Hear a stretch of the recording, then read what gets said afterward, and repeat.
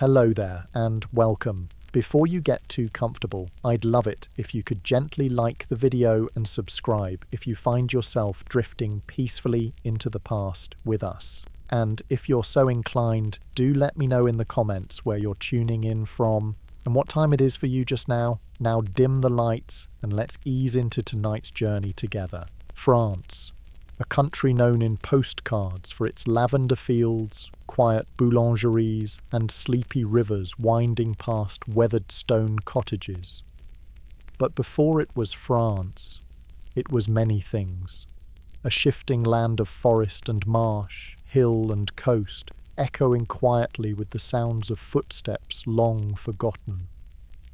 The tale of France unfolds not in bold declarations, but in the hush of time worn steadily away, through soft footsteps on Roman roads, through parchment turned carefully in monastic scriptoria, and through the slow murmur of market squares where nothing much happened, yet everything slowly changed. Ours is not a tale of revolutions and fireworks, not tonight. Instead, we'll step softly through the underbrush of history, taking our time to observe the slower rhythms.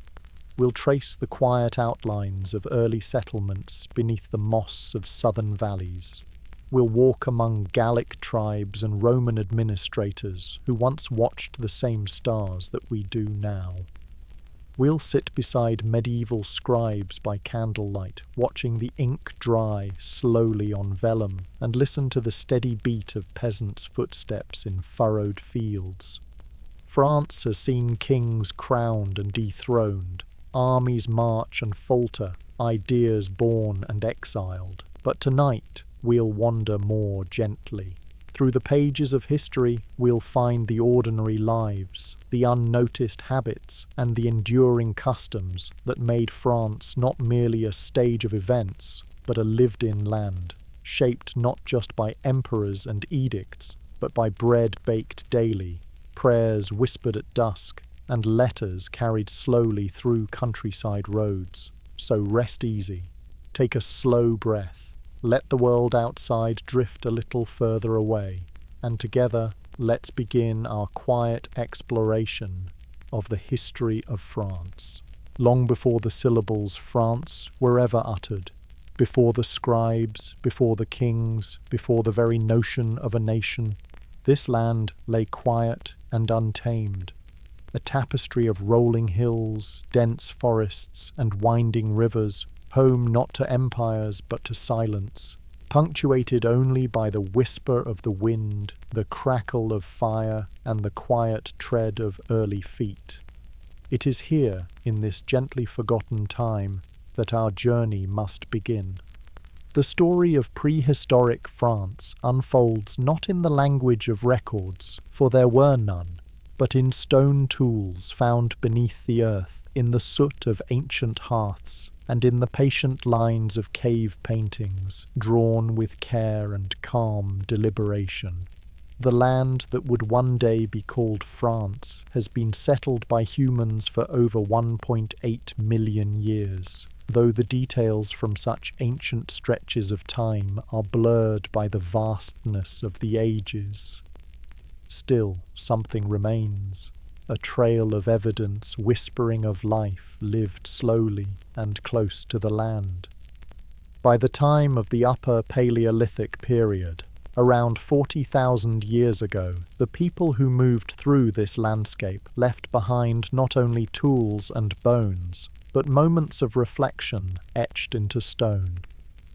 In the cool, echoing depths of the Chauvet Cave in the Ardèche, for instance, we find horses and lions, mammoths and rhinos, all drawn with a striking elegance that suggests more than mere survival. Here, in this quiet darkness, someone paused. Someone chose to paint. The people of this era hunted reindeer and aurochs, gathered roots and berries, and sheltered in caves or simple huts made of wood and hide. Their lives were shaped by the slow passage of seasons, by the movement of animals and the rhythms of the earth. Fire provided warmth and community, flickering through the night, drawing people close in the cold. They knew no nation, no flag, no calendar, but they knew the stars, the curve of the land, and the call of wild creatures across the plain. As millennia turned quietly by, these early peoples gave way to others, the land slowly gathering the traces of the Mesolithic period. Between about 10,000 and 5,000 BCE, the climate warmed, glaciers withdrew, and forests stretched across once frozen soil. Communities grew more settled, following familiar paths between water and wood, mountain and meadow. Here we see the gentle beginnings of domestication, the quiet taming of dogs, the slow cultivation of grains, the steady rhythm of life moving from transient to more rooted patterns. By the Neolithic period, France was dotted with small agricultural communities. Villages sprouted along rivers, their people crafting polished stone axes, weaving simple cloth, and baking clay pots in low, smoky fires. These early farmers cleared forests with bone and flint, sowing wheat and barley into the dark soil, tending goats and sheep, and building homes from wattle and daub. Their lives unfolded quietly, year by year, in cycles of planting, harvesting, and resting through winter's hush. Perhaps most striking from this era are the great stone monuments, dolmens and menhirs, silent testaments to ancient rituals and deep beliefs. In places like Karnak in Brittany, thousands of upright stones still stand, aligned in mysterious rows, gazing skyward as if in slow conversation with time itself. These megalithic structures were built with patient hands, stone rolled and lifted by many, perhaps to honor the dead, to mark the heavens, or to signal something now lost to memory. Whatever their purpose, they speak of a shared life, a people bound by quiet intention.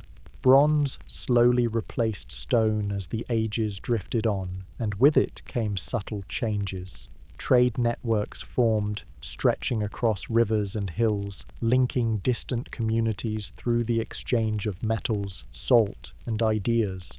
Villages grew a little larger, tools a little sharper. Still, much of life remained steady and slow, bound to the land, to the turning sun, and to the rituals of planting and fire. By the time the Iron Age dawned, around 800 BCE, the land that would one day become France had taken on a deeper human texture. Hill forts rose gently above valleys, serving not just as defences, but as centres of community and trade. Pottery grew more refined, metalwork more intricate. But even still, much remained close to the earth.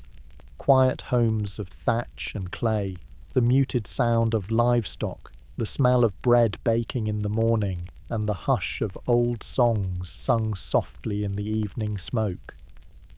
In these early epochs, there were no kings of France, no battles to recount, no policies or decrees. But there was life, life in its slowest, most elemental form, life woven from mud and straw, from ember and stone, from seed and silence.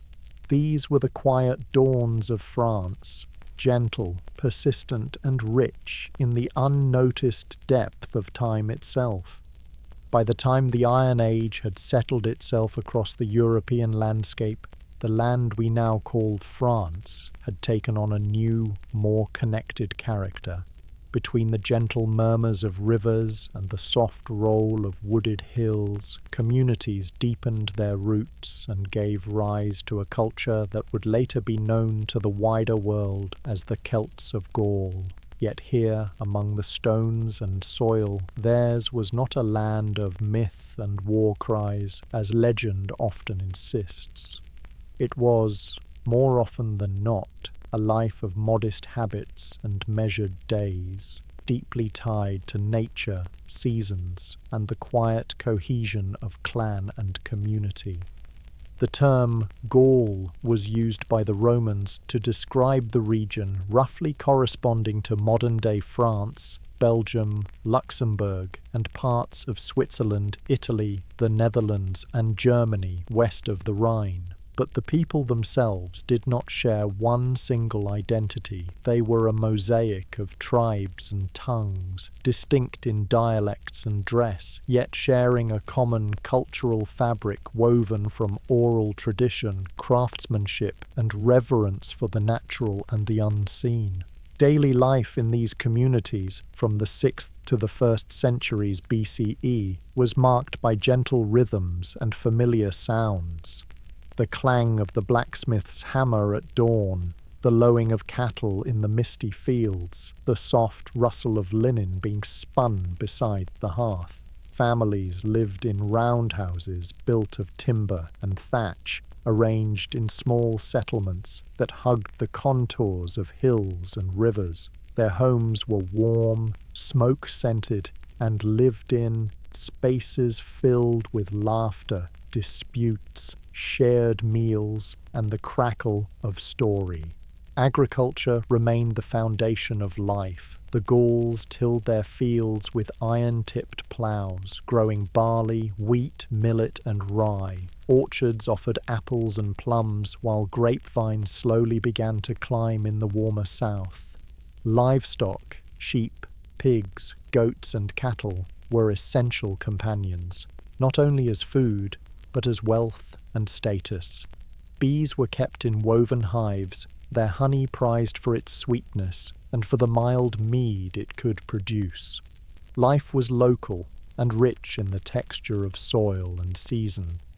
The Celts of Gaul were remarkable artisans. Their metalwork, in particular, displayed a quiet sophistication. Ornaments of bronze and gold, etched with swirling motifs, sword hilts shaped with delicate balance, and brooches that married form and function. These were not merely luxuries, they were expressions of identity, lineage, and meaning. Even pottery and textiles bore the mark of care, their patterns often rooted in nature, spirals, leaves, waves, suggesting a world deeply observed. Socially, Gaulish society was stratified, yet communal. At its heart stood the tribe, a network of extended families bound by mutual obligation and shared heritage. Each tribe had its chieftains, leaders chosen not solely for birth, but often for wisdom, courage, and consensus. Yet true authority often lay elsewhere, with the Druids. Druids held a peculiar space in the quiet folds of Gaulish life.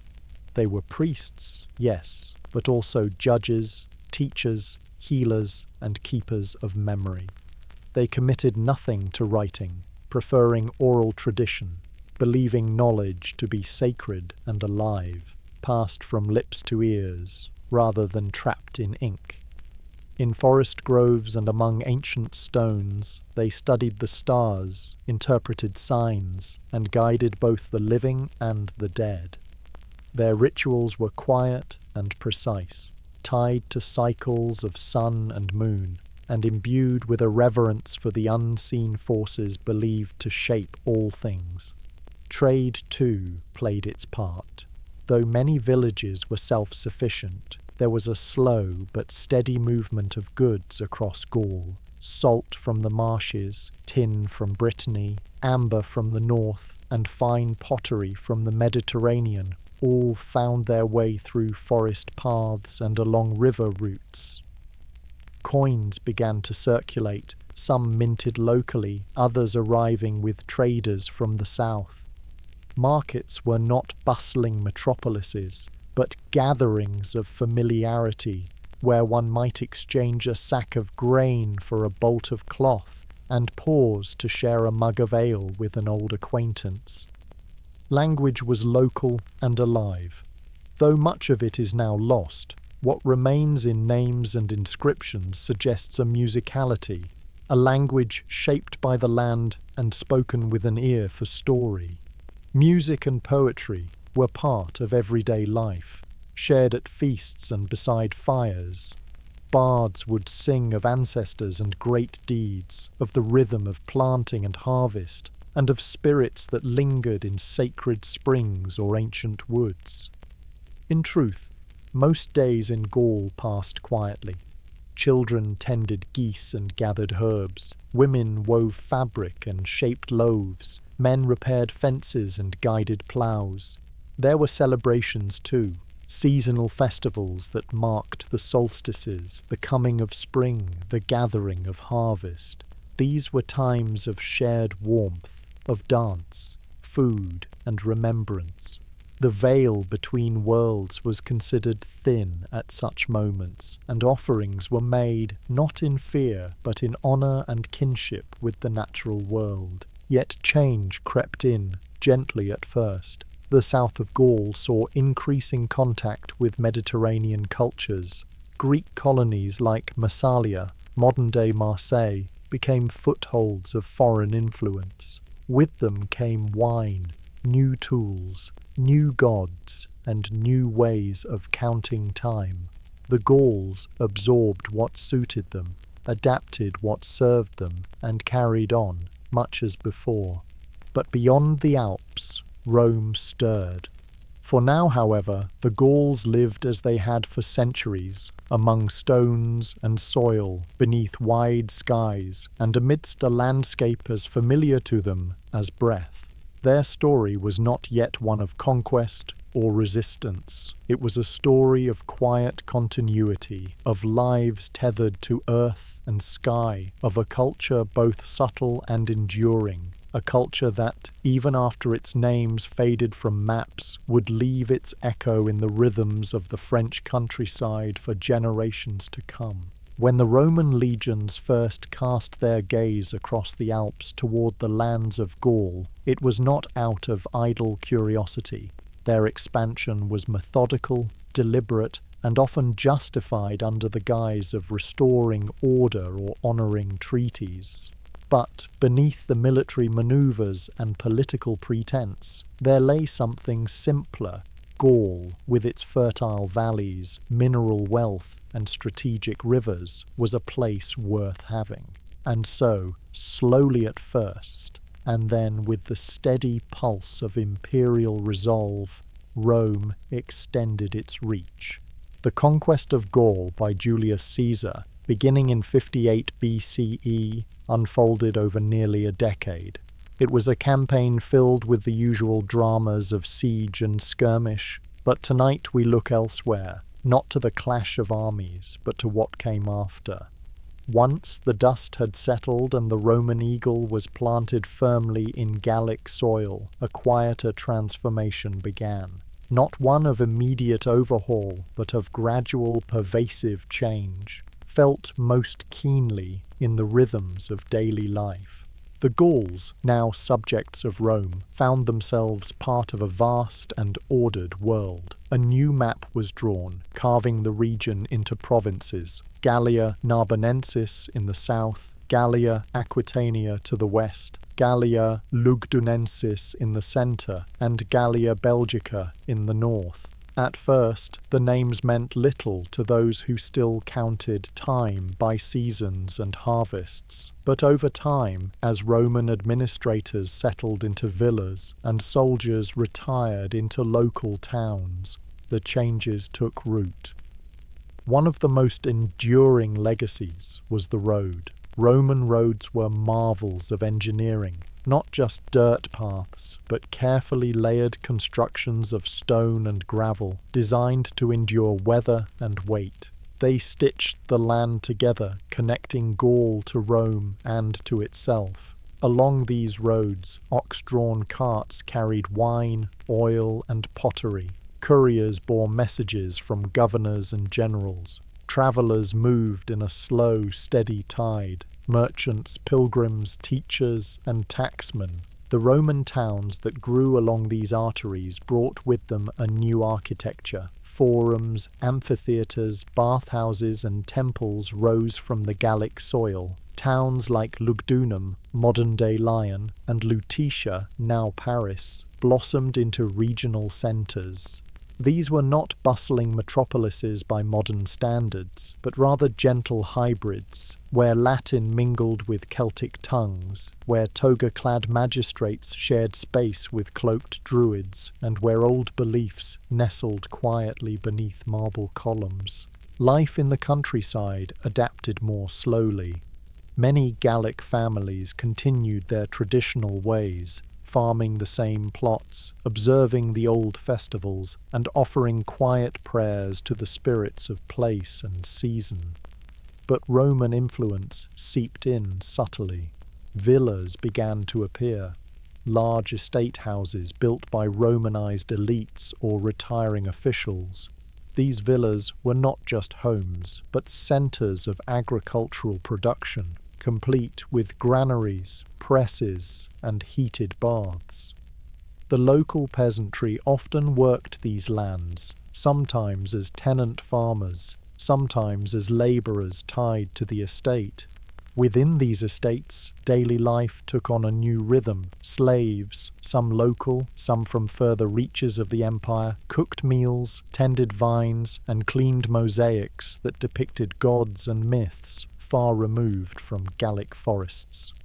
Children learned to read and write Latin, at least those born to families with means.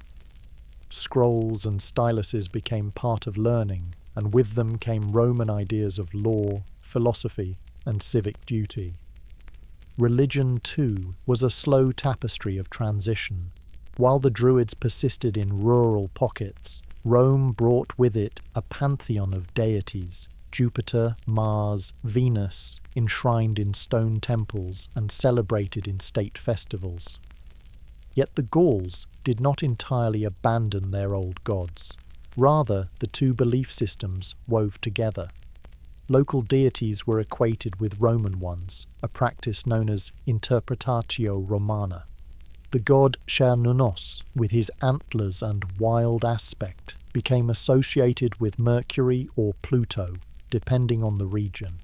Sanctuaries bore inscriptions in Latin, but housed statues with distinctly Gallic features. In more cosmopolitan towns, bathhouses became places of social routine. Men and women, though separately, would bathe, gossip, and conduct quiet business in warm, steamy chambers. Public life took place in forums, where merchants sold figs and garum, where magistrates passed judgment, and where itinerant philosophers might pause to share a thought or two before moving on. The Roman presence also brought a measure of peace. Though not without its tensions and taxes, the so-called Pax Romana allowed many regions of Gaul to flourish in relative stability. Trade increased, literacy spread among the elite, and for a time, life moved with a certain ease. Yet the costs were present too. Taxes could be burdensome, conscription was real, and the loss of traditional autonomy, though often accepted, left a quiet ache in the memory of older generations. Perhaps the most enduring change was linguistic. Over centuries, Latin gradually replaced Celtic dialects as the language of administration, commerce, and eventually home. This transition was not sudden, it took generations. But as the years passed, and the empire itself began to waver, the Latin of Gaul took on its own colour, its own rhythm. This early form, shaped by Gallic tongues and local inflections, would become something quite new, the slow, unassuming ancestor of the French language itself. By the 3rd century CE, Gaul had become fully Roman in outward appearance, yet it remained gently Gallic beneath the surface. It was a land of bathhouses and boundary stones, but also of misty forests and quiet rituals. A place where the old world had not vanished, but simply softened into the new. And when the empire eventually began to crumble, under pressure from within and without, Gaul did not collapse in a single moment. Rather, it exhaled gently, releasing one world while slowly, quietly preparing to shape another. As the 4th century waned, and Rome's once firm grip across its western provinces began to slacken, the lands of Gaul stood at a kind of twilight. No grand edict declared the end of Roman rule. No single day marked its fall. Rather, it drifted away like morning mist, leaving behind roads that still bore footsteps, baths that still steamed, and forums that echoed more with memory than with purpose. Into this quiet uncertainty stepped a new people, not with sudden conquest, but with steady presence. These were the Franks. The Franks were a Germanic people, known not so much for empire building as for settling. They had long lived along the fringes of the Roman world, in the forests and floodplains east of the Rhine. For generations they had traded with Rome, served in its armies, and farmed its borderlands. And now, as Rome looked inward and its legions thinned, the Franks moved west, not as marauders, but as settlers, farmers, and quietly ambitious leaders seeking a place within the fading order. At first, their presence was modest, small communities nestled in the northern countryside, their language and customs mingling with the remnants of Latin speech and Roman habit. The Franks were not a single tribe, but a loose confederation of clans, often independent, occasionally at odds. Yet over time, a sense of shared identity began to form, rooted in kinship, in the old gods, and in a growing familiarity with the land they now called home. Life in early Frankish Gaul was, for most, remarkably grounded. Agriculture remained the quiet bedrock. Wheat, barley, beans, and flax were sown in dark soil by hand and wooden plough. Cattle and pigs wandered in rough pastures, and forests yielded timber, berries, and the occasional wild boar. Villages were small, close-knit, and practical, homes of timber and daub, with thatched roofs and hearths that burned through the long winters. Society was deeply local.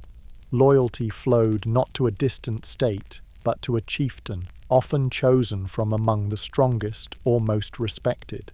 These leaders settled disputes, led warriors when needed, and hosted feasts where stories and status were quietly shaped. Though kingship was not yet centralized, a faint shadow of the idea was beginning to form. One figure emerged from this haze of clans and customs with a clarity that would echo through time: Clovis. Born around 466 CE, Clovis was a chieftain of the Salian Franks, and by slow degrees and many patient alliances, some forged in battle, others in marriage, he would become the first to unite a broad swathe of Frankish Gaul under one crown. His reign marked not an abrupt transformation, but a convergence of Frankish vigour with Roman memory, of pagan practice with Christian belief. His conversion to Christianity, traditionally dated to around 496 CE after the Battle of Tolbiac, was more than a spiritual turn. It was a decision that bound his rule to the Gallo-Roman clergy, granting him the quiet legitimacy of old Rome's sacred order. Baptized in Reims by Saint Remigius, Clovis's embrace of Catholic Christianity, rather than the Arianism of many neighboring Germanic rulers, positioned him as a bridge between past and future, between the Roman Church and the new Frankish realm. His court, though still modest by imperial standards, began to take on elements of Roman structure. Laws were codified in the Lex Salica, a written record of custom and justice, and a faint bureaucracy began to re-emerge. Yet life for most remained much as it had for centuries. Fields were tilled, bread was baked, wool was spun, and children grew into the same rhythm of seasons their parents had known. Religion wove itself more deeply into daily life. Though pagan practices lingered, oaths sworn on sacred springs, charms hung in doorways, quiet rituals performed in woods, the church grew in influence. Bishops, often of Roman descent, acted as mediators and scribes. Monasteries began to dot the landscape, not yet grand or numerous, but steady in their quiet labours, preserving texts, offering refuge, and tending gardens that nourished both body and soul. Clovis died in 511, and his kingdom was divided among his sons, as was the Frankish custom. Yet the idea of a united realm, of a Frankish France, had been planted. It would take centuries to take full shape, growing slowly through dynasties, disputes, and the patient labour of monks and masons. But even now, the outlines were gently forming. The Merovingian dynasty, descended from Clovis, ruled in a fashion that was at once regal and rustic. Their power often rested more on personal influence than formal administration, and their courts were as likely to be held in wooden halls as in stone palaces. Yet they patronized the church, maintained roads, and issued edicts, faint echoes of Rome's lost grandeur. And through it all, the people lived. Quietly, steadily, they sowed and reaped, married and mourned, celebrated and survived. They listened to the slow toll of church bells, watched as winter frost gave way to spring bloom, and passed their days in a world that felt both old and new. The birth of France was not a moment of lightning and proclamation. It was a slow unfolding, shaped by the footsteps of Franks across Roman roads, by the soft murmur of Latin prayers spoken in wooden chapels, and by the enduring rhythm of life in a land always gently turning. With the slow decline of Merovingian authority, marked more by private rivalries and palatial intrigue than by sweeping drama, the Frankish world gently shifted once more. The true reins of power passed not from kings to rebels, but from kings to their own advisers. Among these figures, one name would quietly emerge, not through flamboyance or sudden victory, but through a methodical consolidation of influence: Charles Martel, the Hammer, as he came to be known, not so much for noise and violence, but for his steady forging of political order. Charles was not king, but the mayor of the palace, a role that had grown in quiet consequence. From his pragmatic leadership sprang a dynasty that would cast a longer shadow than any before.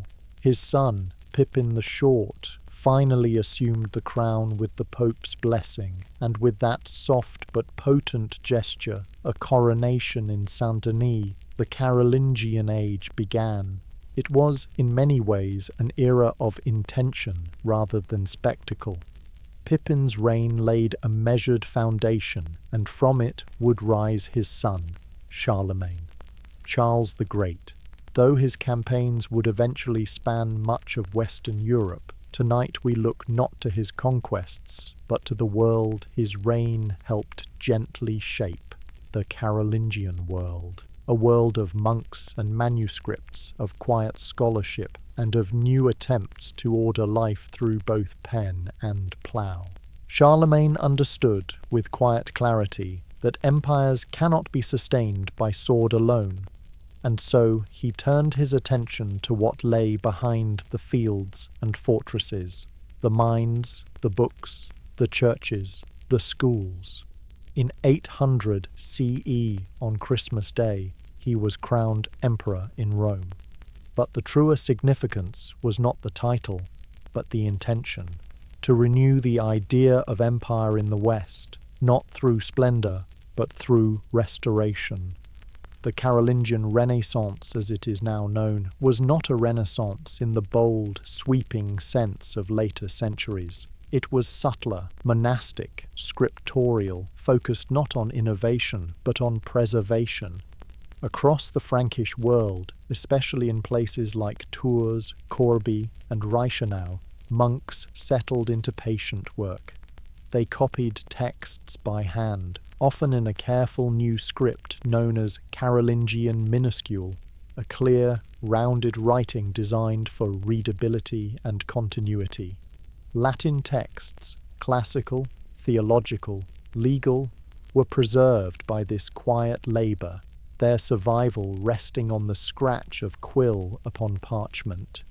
These scriptoria were not bustling places. They were still and focused, lit by small windows and warmed by simple fires.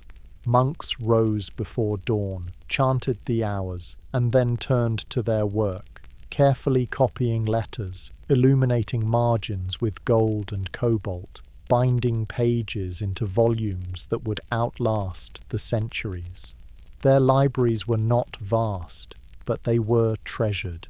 A single codex might take months to complete, and each was a monument not to ambition, but to reverence for thought and memory.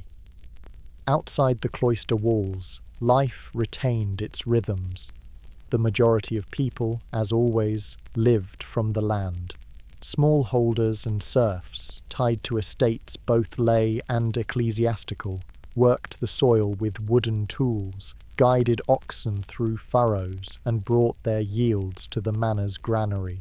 The Carolingian estate was often self-sufficient, and its records, such as the polyptychs of Saint-Germain-des-Prés, reveal a slow, detailed economy of dues and duties. Men owed days of labour in the vineyard or fields. Women might spin wool or grind grain. Life was layered with obligation, but also with familiarity.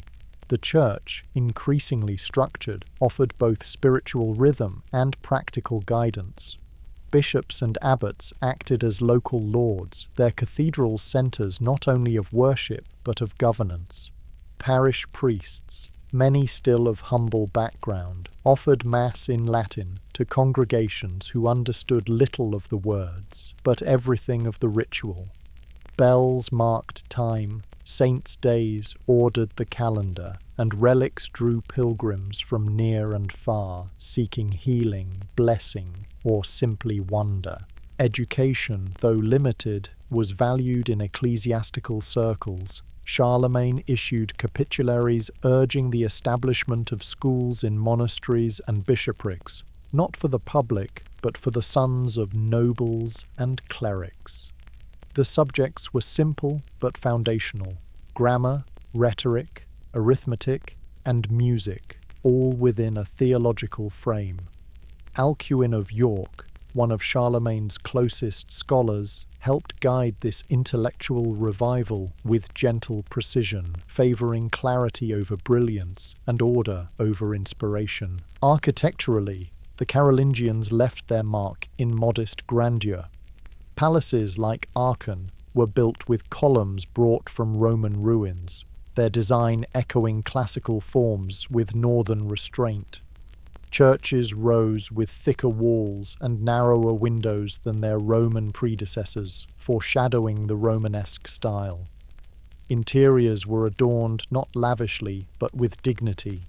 Frescoes, carved capitals, simple altars draped in linen and lit with beeswax. Yet for all its organization, the Carolingian world remained fragile. Upon Charlemagne's death in 814, his empire was passed to his son Louis the Pious, whose reign, though earnest and devout, could not hold the vastness together. Louis's sons quarrelled over inheritance, and by the Treaty of Verdun in 843, the empire was divided into three. The western portion, Francia Occidentalis, would slowly, over generations, evolve into what we now recognize as France. But before it did, the land endured yet more slow unsettlement. Viking raids began in the 9th century. Not vast armies, but swift ships slipping up rivers, striking monasteries and market towns before vanishing again into mist and tide.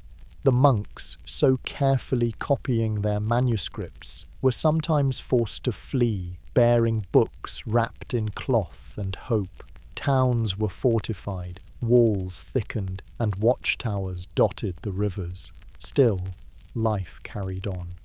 The fields were tilled, churches rebuilt, and manuscripts continued to be copied.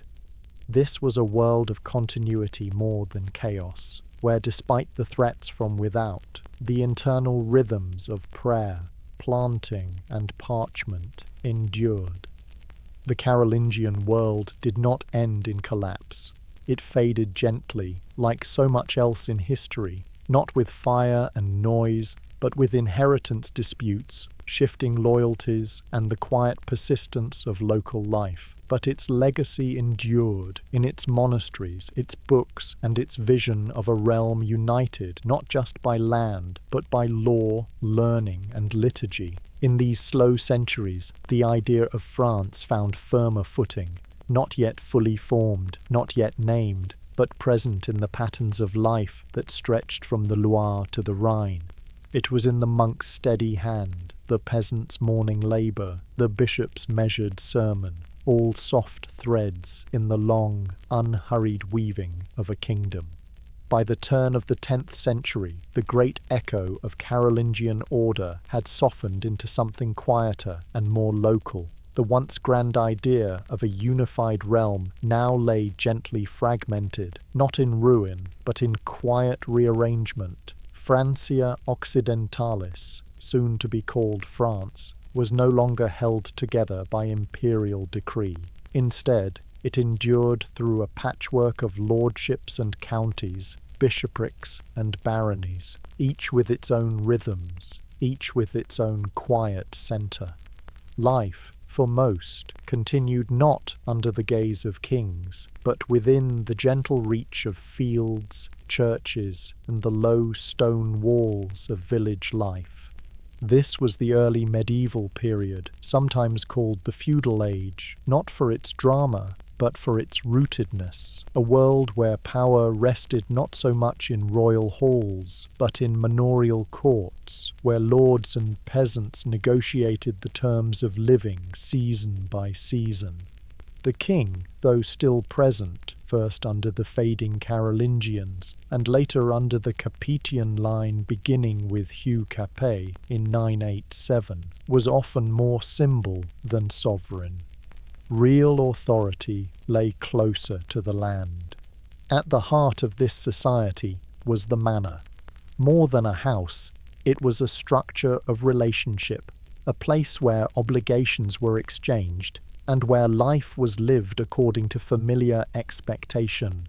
The lord, sometimes a minor noble, sometimes a bishop, held the land. In return for his protection and patronage, peasants, many of them serfs, bound by birth to the estate, worked the fields, tended animals, and provided goods or labour.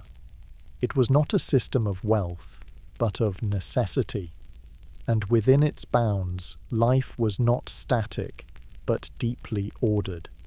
The rural landscape of medieval France was dotted with such estates. Narrow paths wound between fields of wheat and rye, orchards of apples and pears, and pastures scattered with sheep.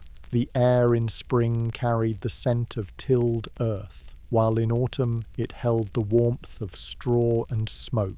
Villages clustered near water, often near a church with a squat bell tower, its sound marking time in broad, resonant strokes.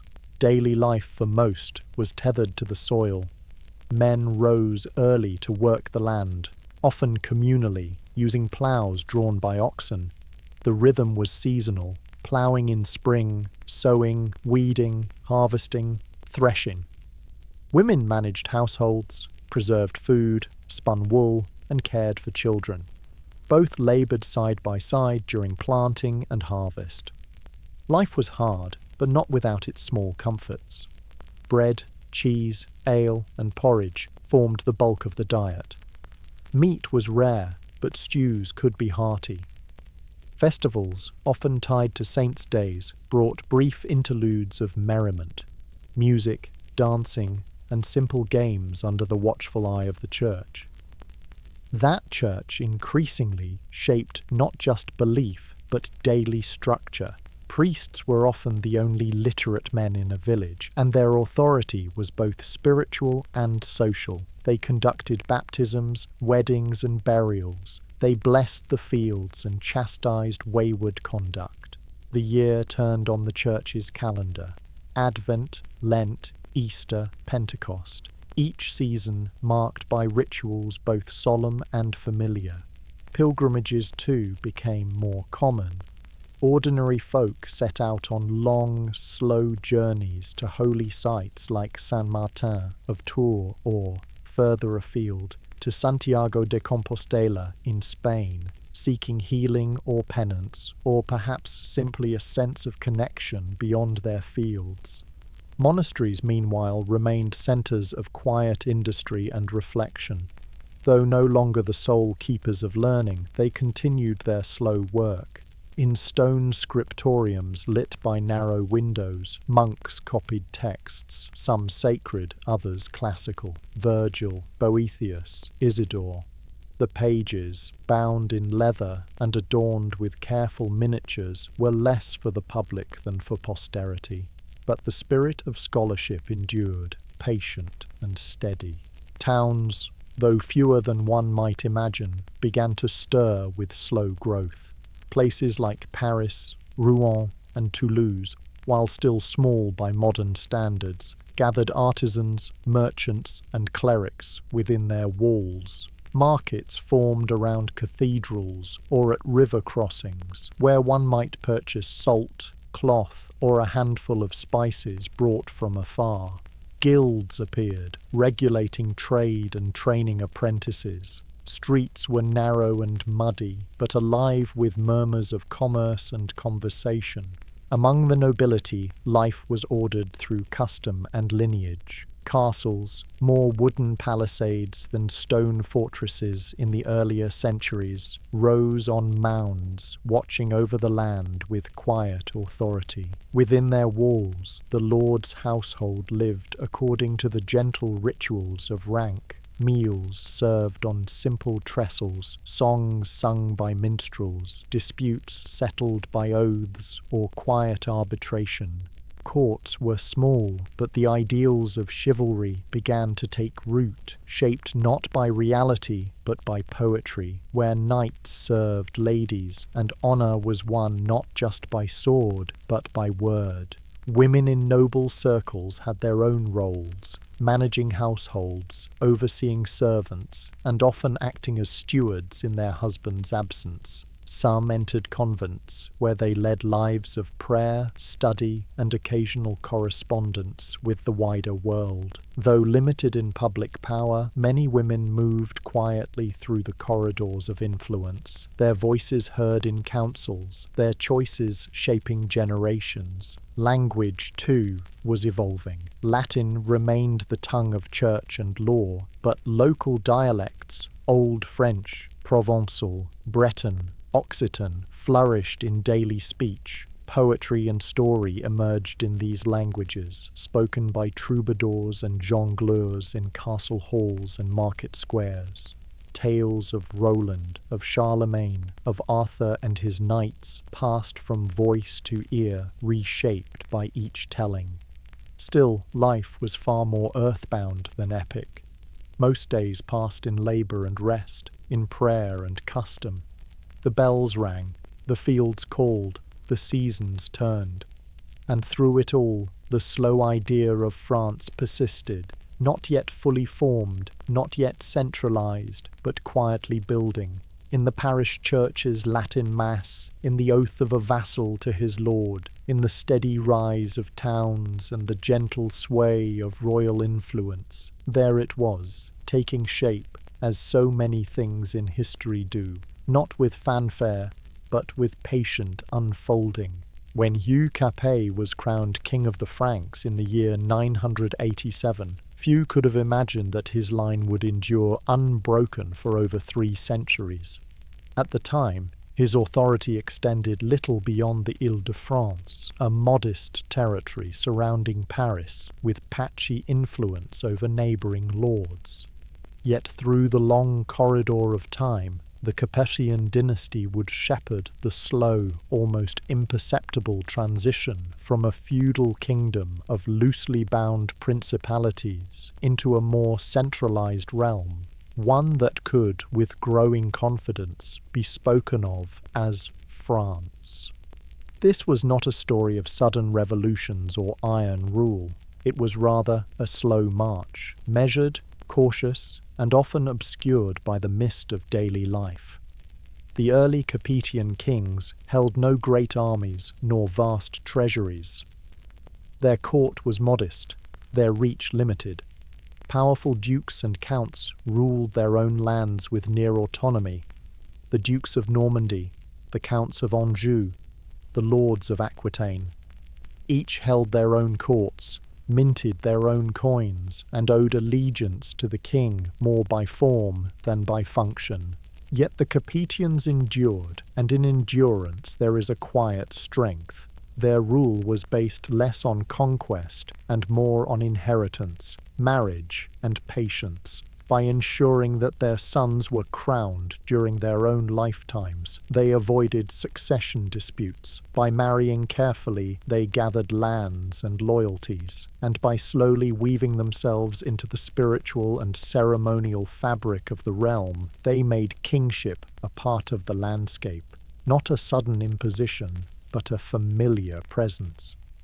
In these early centuries, the royal court moved often, lodging in fortified manor houses, monasteries, or borrowed halls. The king was not a distant sovereign, but a peripatetic figure, travelling with a modest retinue, hearing petitions, settling disputes, and performing his sacred duties.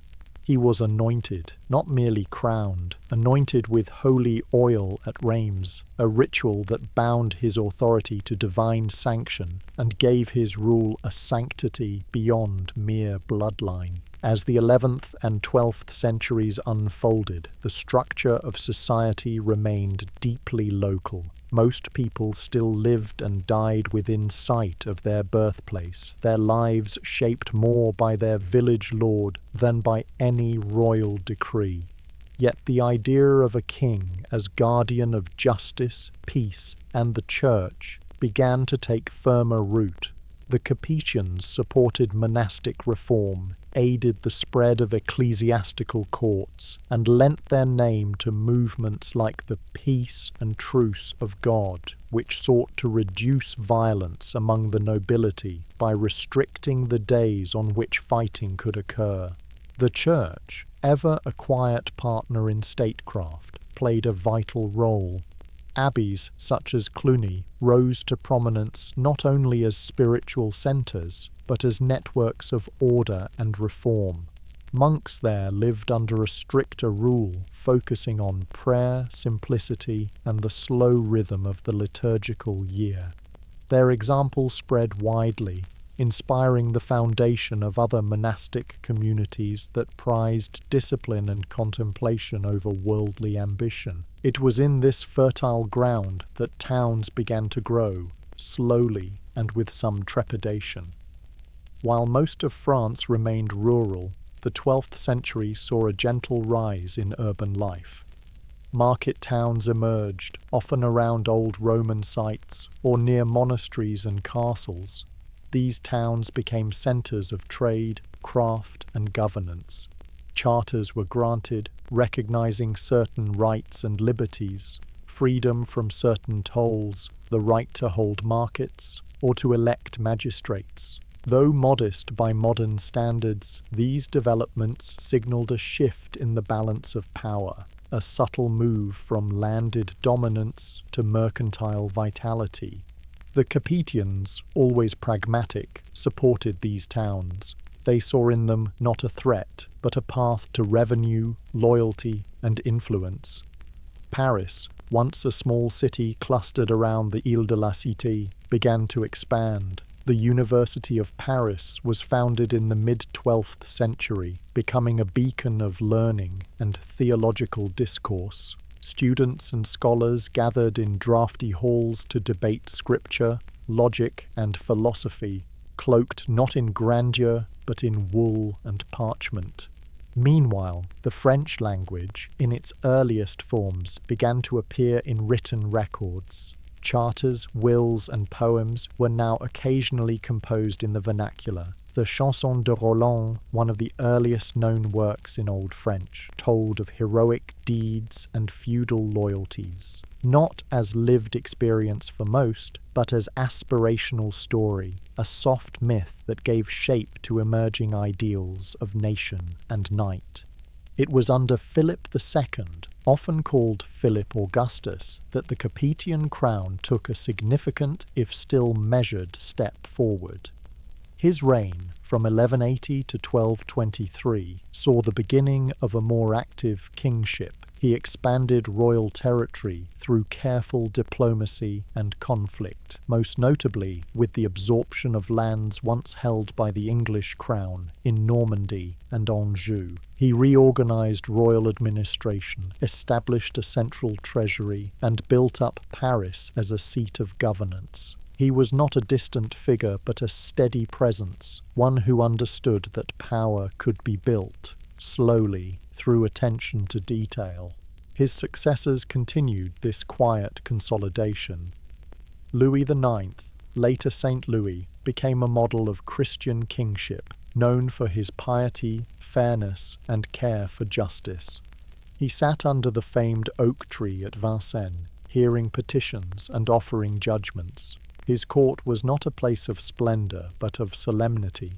Under his guidance, the French legal system gained form, and the king's role as guardian of peace took on deeper meaning.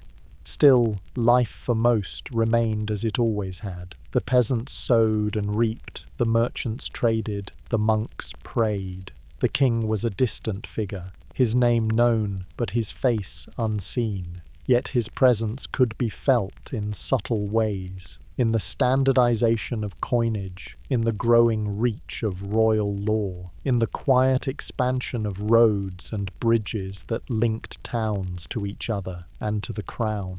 By the close of the 13th century, the Capetians had turned the idea of France from a vague inheritance into a more recognizable realm, bound not by force, but by habit, law, and ritual.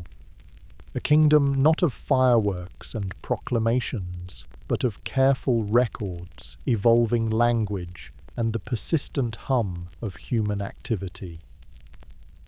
Their success lay not in dramatic change, but in continuity, in letting the kingdom grow slowly, in season, like a well-tended field. And so the Capetian march continued, step by deliberate step, carving the shape of a kingdom not from conquest alone, but from quiet rule. As the 14th century gently unfolded across the fields and towns of France, there was little to suggest at first the depths of change and quiet turmoil it would bring. The land still echoed with the rhythm of the plough, the soft bells of monasteries, and the steady murmur of daily life. Under Philip IV, the crown had continued its slow centralization, with royal courts expanding, taxes becoming more routine, and the presence of the monarchy quietly felt from Gascony to Picardy. Yet beneath this surface of steady governance, darker currents began to stir, none sudden, but all deeply transformative. The century began with signs of strain. Philip IV, known to some as Philip the Fair, ruled with efficiency, but not without controversy. His disputes with the papacy, particularly with Pope Boniface VIII, led to tension between crown and church. The dramatic arrest of the Pope and the eventual relocation of the papal court to Avignon in 1309 marked a shift of sacred authority, bringing the centre of Western Christendom within the borders of France. This Avignon papacy, sometimes called the Babylonian captivity of the Church, placed the spiritual heart of Europe under a royal shadow, familiar in language and manner, yet strangely distant in holiness. Life for most, however, continued with quiet consistency. France remained largely rural. Villages dotted the countryside, each with its church, mill, and manor. People worked the same fields their ancestors had, sowing barley and wheat, tending sheep and cows, following the saints' calendar as faithfully as the sun. Feasts and fasts ordered their days. Baptisms and burials tied their stories to the earth. The towns, while slowly growing, remained modest. Their marketplaces filled with the smell of cheese, smoked fish, and the gentle noise of barter. Yet change crept in, first as murmurs, then as shadows. Climate patterns began to shift. Winters lengthened, summers grew less reliable, and the Great Famine of 1315 to 1317 left a deep mark. Crops failed, stores ran thin, and people faced hunger not just with anxiety, but with a dull, enduring weariness. Livestock perished in sodden pastures, and even the hardy rye mouldered in barns. The famine, quiet yet widespread, reminded all how precarious life remained. Then, in the middle of the century, came something far more sudden. In 1347, reports filtered through the ports and towns of strange illness arriving from the east. By the following year, the Black Death had arrived in full. It came by ship and road, through fleas and breath, and it did not pass quickly. Over the next 3 years, perhaps a third of the population perished. Some say more. Entire villages fell silent, fields went untended, churchyards overflowed. The plague did not shout, it whispered, a cough, a swelling, a fever. And then, often, stillness. Priests gave last rites until they too fell ill. Monks sang dirges in echoing choirs with fewer and fewer voices. Children buried parents, parents buried children. The normal cadence of life, of sowing and reaping, of festival and fast, was disrupted. Some turned to prayer with deeper fervour, others fled in silence, seeking safety where none could be promised. The Church, long a source of constancy, now faced unease. With bishops and clergy falling to the illness like any other, questions arose, not loud ones, but whispered doubts. Was this a punishment, a test, or something else entirely? Flagellant processions passed through towns, barefoot penitents chanting and whipping themselves in sorrow and hope. And yet the plague passed with no answers, only absence. In the aftermath, life did not simply return to what it had been. With so many gone, labour became scarce, and the survivors began to quietly assert themselves. Wages were asked, where before they were not. Mobility increased. Some moved to towns, seeking work or land left vacant. Others stayed, but negotiated better terms. Lords, facing shortages of tenants and hands, found themselves compelled to listen. This slow social shift was not revolutionary, but it was real. The fixed relationships of serf and lord, of bound obligation, began to soften. Laws were passed attempting to freeze wages, but the drift continued. A peasant in 1370 held, perhaps unknowingly, a little more leverage than his grandfather had in 1300. And yet, the century held more hardship still. The 100 Years' War, which began in 1337, stretched across the later decades like a shadow, long, uneven, and poorly understood by those who tilled the land. At its root was a dispute of succession and sovereignty between the French and English crowns. But for most, it meant something simpler. Passing soldiers, levies demanded, fields trampled, homes pillaged. Not all the time, not everywhere, but often enough to leave a lingering unease. Raiding bands, both foreign and native, moved across the countryside. Castles, once more symbols of status than defence, now regained their military relevance. Villages fortified churches. Towns built walls. Peace was no longer assumed, but hoped for. The economy faltered. The monarchy, though still revered, struggled with debts, shifting alliances, and the heavy task of keeping the realm intact. Yet despite all this, or perhaps because of it, expressions of faith and thought deepened. The later 14th century saw a renewed devotion to personal piety. Books of hours, small illustrated prayer books, became common among the literate laity. They offered comfort, routine, and beauty in uncertain times. Art, too, turned toward the intimate and the emotional. Depictions of the Virgin, of saints, of death and redemption, not with grand flourish, but with quiet resonance. In universities and monastic schools, scholars debated philosophy, law, and theology. Figures like Jean Gerson and Nicole Oresme wrote with subtlety, examining the nature of kingship, the role of reason, the movements of stars. Their voices, though not loud, added texture to a society that was beginning slowly to think of itself more consciously as a kingdom, a people, a France.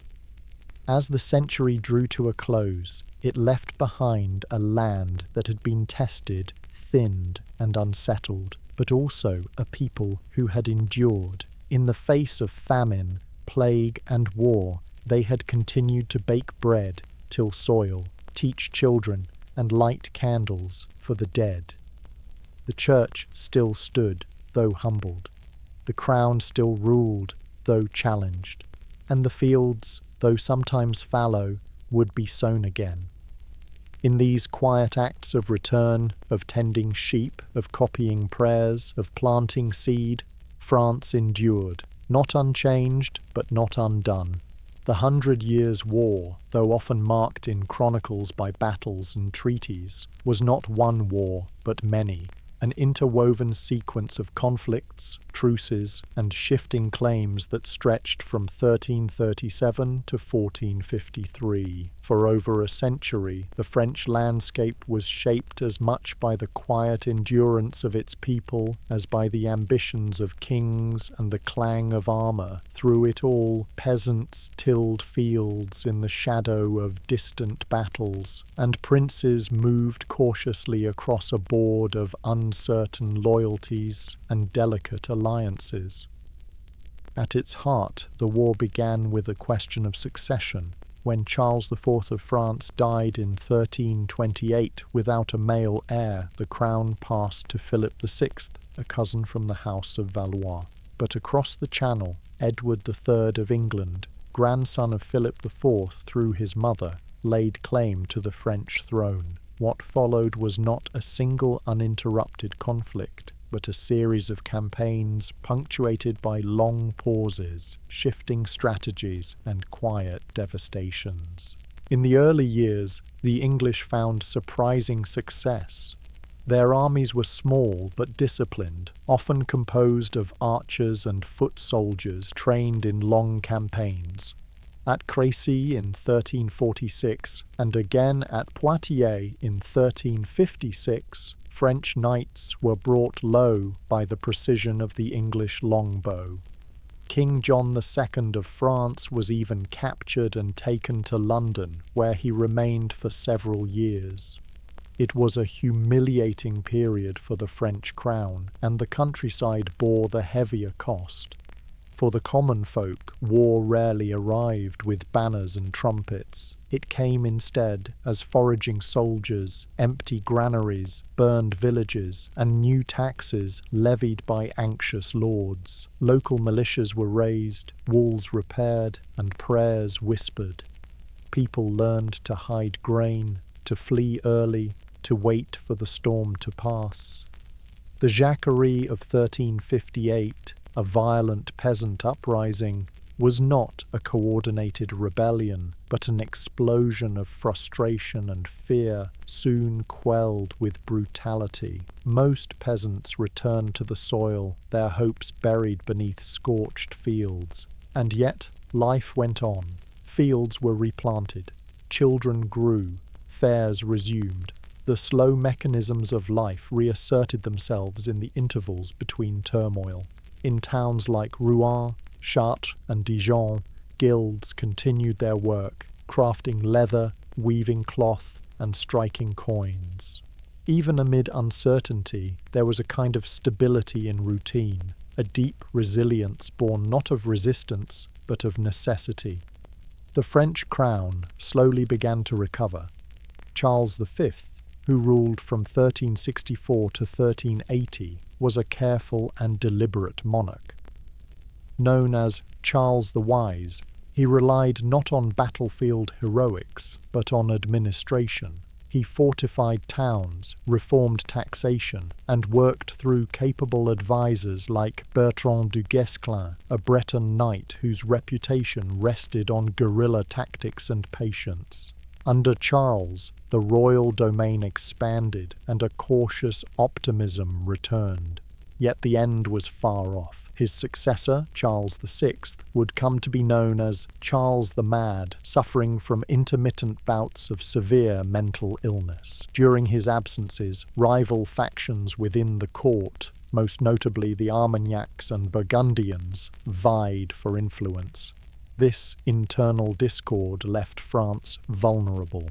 In 1415, the English under Henry V achieved a staggering victory at Agincourt, a battle where the flower of French nobility fell beneath the rain of English arrows and the mud of a narrow field. In the years that followed, France seemed on the brink of collapse. The Treaty of Troyes in 1420 named Henry V as heir to the French throne, effectively disinheriting Charles VI's son, the Dauphin. English forces, allied with the powerful Duke of Burgundy, occupied much of northern France. Paris, too, fell under English control. The monarchy, once divine and unassailable, now appeared fragile. And yet, in the midst of this long twilight, a voice emerged, not from the palaces of power, but from the countryside. Joan of Arc, a peasant girl from Domremy, claimed to hear divine voices instructing her to support the Dauphin and help drive out the English. Her presence was sudden, her mission improbable. Yet in 1429 she led French forces to lift the siege of Orléans and escorted the Dauphin to Reims for coronation, reasserting, through ancient ritual, the legitimacy of the French crown. Her trial and execution in 1431, on charges of heresy, did not silence her influence. If anything, her death cemented her as a symbol, not just of resistance, but of the power of belief, of vision, of quiet conviction. The French people, worn thin by decades of war, saw in her not only courage, but a renewal of purpose. The tide turned. Under Charles VII, the French crown regained strength. The royal army was reformed, taxes were more consistently collected, and artillery began to play a decisive role in sieges. The English, weakened by their own internal conflicts, the Wars of the Roses, began to retreat. By 1453, with the capture of Bordeaux, the war drew to a close. England retained only Calais. The rest was once more under French rule. And yet, the war left more than just a map changed. It altered the very shape of French identity. The idea of France as something more than a collection of duchies and counties grew stronger. Royal authority, once dispersed, had begun to cohere. Language, once regional, found a more unified expression in administration and law. The crown, still distant for many, was now seen not only as ruler, but as protector, however imperfectly. For the people who had lived through the war, the end brought no great celebration. There were no parades, no formal closures, just the return of fields to cultivation, of trade routes to safety, of silence to roads long marked by marching feet. Homes were rebuilt, churches repaired, and bells once more rang for weddings, for mass, for ordinary days. France had endured a century of upheaval, not by triumph, but by persistence. In the quiet fields of Normandy, the vineyards of the Loire, and the winding streets of Toulouse, the work of life resumed. Among peasants and princes alike, there was no illusion of perfection. But there was continuity, and in that, a kind of peace. As the 15th century gave way to the 16th, France found itself slowly awakening to a new, more reflective light, not sudden, not all at once, but steadily, like morning mist yielding to the sun. The 100 Years' War had left its scars, yet also a sense of unity previously elusive. With peace came space for other pursuits. The soil of France, long tilled for grain and wine, was now ready to bear something more delicate, ideas. And into this gentle stillness drifted the quiet currents of the Renaissance. The Renaissance, as it is often remembered, was not an invention of France. Its roots lie in the city-states of Italy, where humanists copied ancient texts, artists rediscovered perspective, and patrons sponsored frescoes that brought biblical stories to life in vibrant, earthly form. But France, ever patient and deliberate, did not simply imitate, it absorbed. At first, it arrived with merchants and diplomats, books wrapped in cloth, sketches folded carefully in satchels. French scholars, some educated in Paris, others drawn south to Padua or Florence, returned with fresh eyes and fuller minds.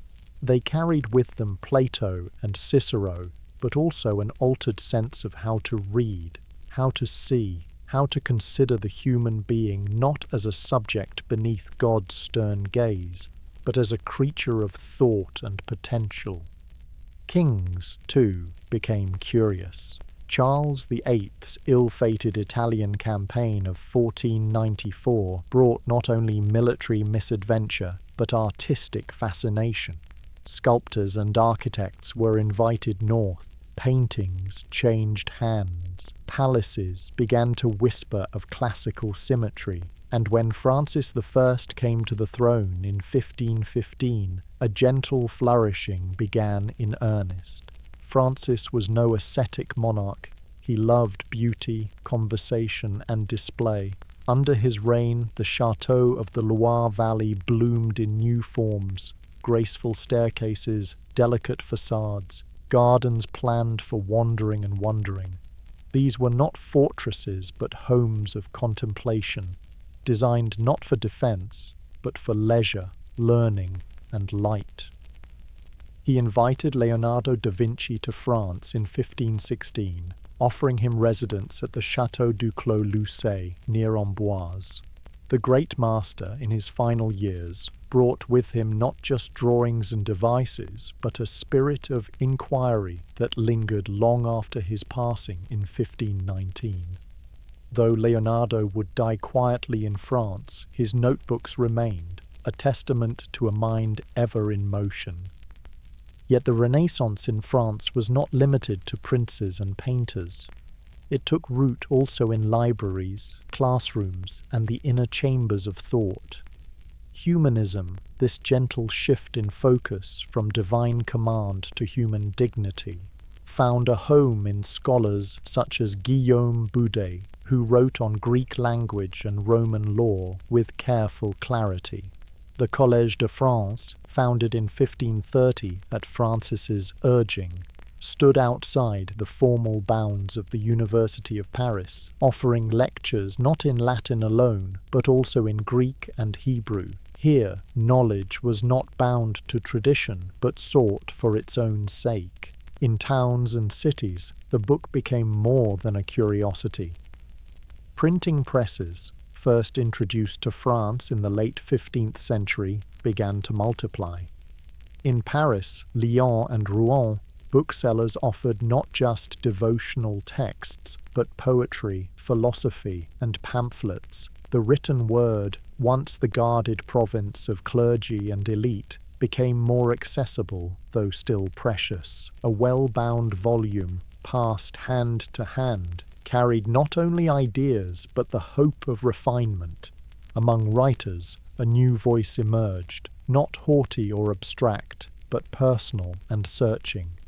Michel de Montaigne, a landowner in the Périgord, wrote his essay not to instruct, but to explore.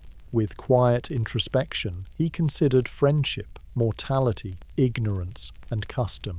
He wrote not as a master, but as a man trying to understand himself. His essays, meandering yet profound, offered a model of thoughtfulness that resonated beyond court and church. In the countryside, life retained its older cadence. Fields were planted, harvests gathered, churches remained central. Yet even here, subtle changes appeared. Windows became larger, altars more restrained. Music evolved, with polyphony enriching the liturgy. In larger towns, choirs practiced compositions by Josquin des Prés or Clément Janequin, their voices blending in complex, sonorous harmony. Education, though still limited by class and gender, expanded. The sons of merchants and minor nobility now studied Latin grammar, read Virgil and Ovid, learned to argue gently through rhetoric. Girls in some households were taught to read, to write letters, to appreciate poetry. A few women, Marguerite de Navarre chief among them, wrote themselves, expressing devotion and reflection with gentle strength. But not all was ease. The Renaissance, though thoughtful, did not arrive without tension. The new learning often sat uneasily beside old certainties. Erasmus of Rotterdam, whose works were widely read in France, called for reform of church practices. His calls were measured, but others followed with greater urgency. As Lutheran ideas crossed the Rhine and took hold in French minds, the unity of faith began to fray. The Renaissance had opened a window to reason, but it also revealed dissent. By the mid-16th century, France stood quietly on a threshold. Its kings collected manuscripts and maps. Its architects shaped stone into poetry. Its thinkers pondered conscience and curiosity. Yet beneath the surface, old loyalties and new convictions were beginning to pull in opposite directions. Still, for a time, there remained a balance, a sense that beauty, learning, and faith might coexist, that a man might pray in Latin, read in Greek, and muse in French, that a woman might write a devotional poem and host a philosophical supper, that a king might commission a chapel one year, a printing press the next. The Renaissance in France was not loud. It arrived on the soles of scholars' shoes, in the margins of manuscripts, in the carved cornice of a rural chapel. It did not erase the past, but conversed with it, gently, attentively, with the kind of curiosity that does not demand answers, but delights in questions.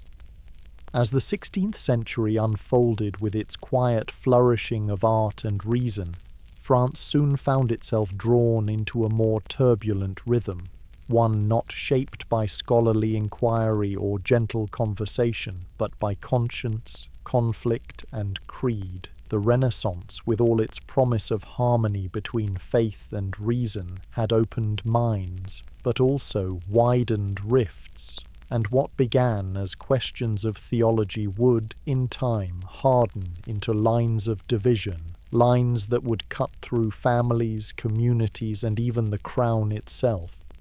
The Reformation, which began with Martin Luther's theses in 1517, echoed slowly into France.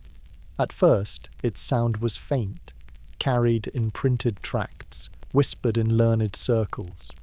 But as the decades passed, more and more French men and women found resonance in its teachings. Chief among the reformers was John Calvin, born in Noyon in 1509, whose austere vision of Christianity, with its emphasis on scripture, discipline, and divine sovereignty, took root especially among artisans, merchants, and certain nobles. These French Protestants, known as Huguenots, began to organize, modestly at first, then more visibly. They held services in homes, later in churches. They formed communities. Their worship was simple, their ethics strict, their convictions firm. For many, it was not rebellion, but renewal, a return to what they saw as purer, more honest devotion. But France, deeply Catholic in tradition and intimately linked to the papacy, was not quick to accommodate this new faith. The monarchy, though at times inclined toward tolerance, found itself caught between its role as protector of the Church and the growing diversity of belief within its borders. Under Francis I and later his son Henry II, Protestantism was officially suppressed and persecution increased. Edicts were issued, churches were closed, believers were imprisoned, even executed. Still, the movement grew. And so began a long, uncertain period in which France, while still cultivating poetry, painting, and architecture, also became a landscape of religious tension.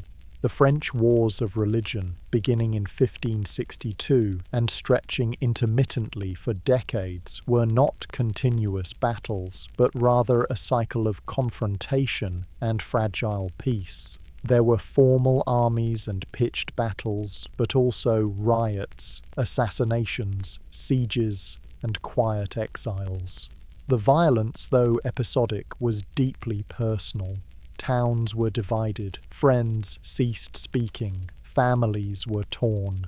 The first open conflict began with the massacre of Vassy in 1562, when the Duke of Guise, leader of a powerful Catholic family, attacked a group of Huguenots worshipping in a barn. This act, though perhaps not intended as a declaration of war, ignited a chain reaction. France fractured into camps. The Crown, under Charles IX, attempted to navigate a middle path, guided by his mother, Catherine de' Medici, a woman of formidable intellect and endless caution. Catherine's policies, though aimed at balance, often pleased no one. She arranged marriages, brokered truces, and issued edicts of tolerance, only to see them undermined by local violence or court intrigue. The most notorious failure came in 1572 with the St. Bartholomew's Day massacre. Intended to be a reconciliation, the marriage of the Protestant Henry of Navarre to the Catholic Margaret of Valois brought Huguenot leaders to Paris. But amid rising tensions, a decision was made, by whom remains debated, and thousands of Protestants were killed in the streets. The massacre shocked Europe. Its violence, so sudden and widespread, seemed to mark a point of no return. Trust between communities eroded further. Some towns became Protestant enclaves, others remained Catholic strongholds. In between, life was uncertain. Ordinary people learned to speak carefully, to hide books, to observe fasts with outward zeal while questioning inwardly. Church bells, once a symbol of community, became signals of danger or defiance. And yet, amidst all this, life continued. Farmers sowed grain. Mothers taught their children prayers, Catholic or Reformed. Tradesmen crafted shoes, pots, and candles. Bakers kneaded their dough as they had always done. In rural parishes, many clung to older customs, less concerned with doctrine than with continuity. In cities, particularly in the South, Protestant communities thrived in pockets, maintaining schools, printing presses, and a strong sense of mutual aid. The monarchy, weakened and wearied, passed through uncertain hands. Henry III, the last of the Valois kings, struggled to assert control. His assassination in 1589 brought a final twist. The heir to the throne was none other than Henry of Navarre, a Protestant. France now faced a choice it had long tried to avoid, a Huguenot king. Henry, pragmatic and thoughtful, chose peace. In 1593, he converted to Catholicism, reputedly declaring that Paris is worth a mass. Whether apocryphal or sincere, the gesture soothed many. His coronation in 1594 marked not just a political victory, but a turning point. 4 years later, in 1598, he issued the Edict of Nantes, a document of rare moderation. It granted Protestants limited rights of worship and protection, while affirming Catholicism as the official faith. It did not end tension, but it brought a measure of rest. Henry IV, as he became known, ruled with a steady hand. He invested in infrastructure, encouraged agriculture, and sought to rebuild a weary land. His reign, though not long, left a gentle imprint, a sense that France, fractured and bruised, might yet be whole. And so the wars of religion drew to a close, not with total victory, but with careful compromise. The fields of France, once again, began to yield. The markets reopened. Bells rang in both Catholic and Protestant churches, their tones mingling over rooftops and meadows. What remained, after decades of conflict, was not bitterness alone. There was also a quiet wisdom, born of endurance, a sense that belief, though deeply held, need not demand uniformity, that a kingdom could hold many voices, and that piety, when tempered by patience, might yet coexist with peace. France had weathered a long storm, and though the sky remained clouded in places, a gentler light began to emerge, one not of triumph, but of understanding. As the 17th century ripened into maturity, France entered an era both luminous and layered, one of calculated grandeur, of polished ritual, and of carefully ordered society. At its centre stood a single man, Louis XIV, the Sun King, whose long reign from 1643 to 1715 would leave an indelible mark on the French landscape, not solely in conquests or policies, but in the rhythms and rituals of life itself. His reign was not merely a chapter in history, but a carefully crafted mirror, reflecting the ideals, the tensions, and the quiet intricacies of absolutism in full bloom.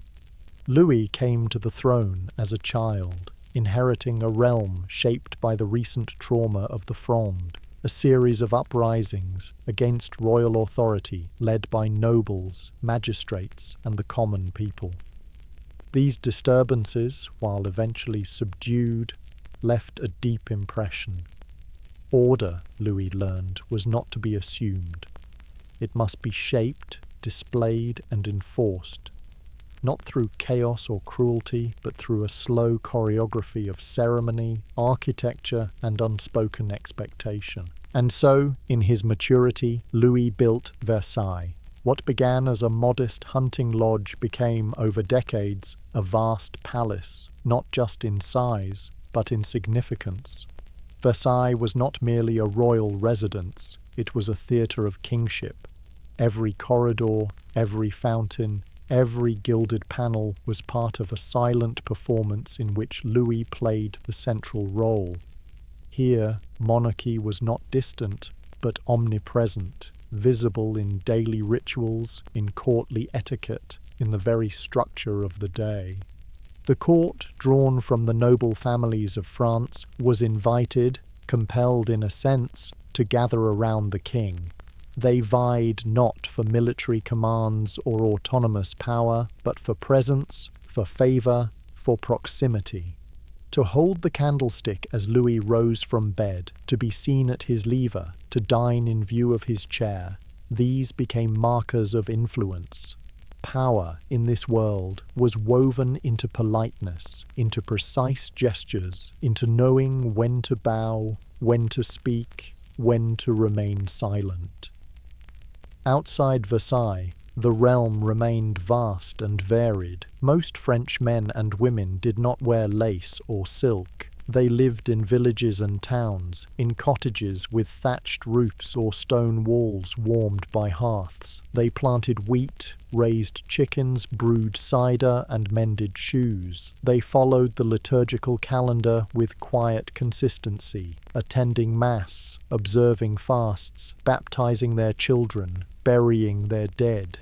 And yet, even in these quiet corners, the Sun King's light was felt. Tax collectors, appointed by royal intendants, reached deeper into rural communities. Edicts concerning land, inheritance, and religion flowed outward from Paris, written in elegant script, sealed with royal authority. The king's image, painted in oil, stamped on coins, carved in stone, was present even in distant provinces. One did not need to see Louis to feel his presence. Religion, under Louis, became both a matter of personal devotion and political uniformity. A devout Catholic, Louis saw religious harmony not as diversity, but as unity. In 1685, he revoked the Edict of Nantes, ending the legal tolerance of Protestant worship. Huguenots, once permitted to live quietly in their towns and hamlets, now faced the choice of conversion, exile, or silence. Many fled to England, the Netherlands, or Switzerland, taking with them skills in weaving, metallurgy, and trade. Those who remained often conformed outwardly, attending Catholic Mass, lighting candles on feast days, and baptizing their children under the eyes of the Church. Yet beneath this public conformity, quiet memories lingered. Psalms whispered in cellars, Bibles hidden in floorboards, sermons recalled in the hush of evening. Louise's reign was marked, too, by grandeur in the arts. Painters such as Charles Le Brun adorned ceilings with mythic scenes. Composers like Jean-Baptiste Lully filled the court with stately harmonies. French theatre, under the pen of Molière, explored human foibles with both wit and grace. These creations, though shaped by royal patronage, spoke also to broader truths of vanity, of hypocrisy, of the fragile dance between appearance and reality. War, too, played its part. Louis led France through a series of conflicts: the Dutch War, the War of the League of Augsburg, the War of the Spanish Succession. These were not the raids and revolts of earlier centuries, but formal campaigns, carefully planned, diplomatically justified, and often ruinously expensive. Soldiers marched beneath banners, towns were besieged, treaties signed in candlelit chambers, and always taxes rose.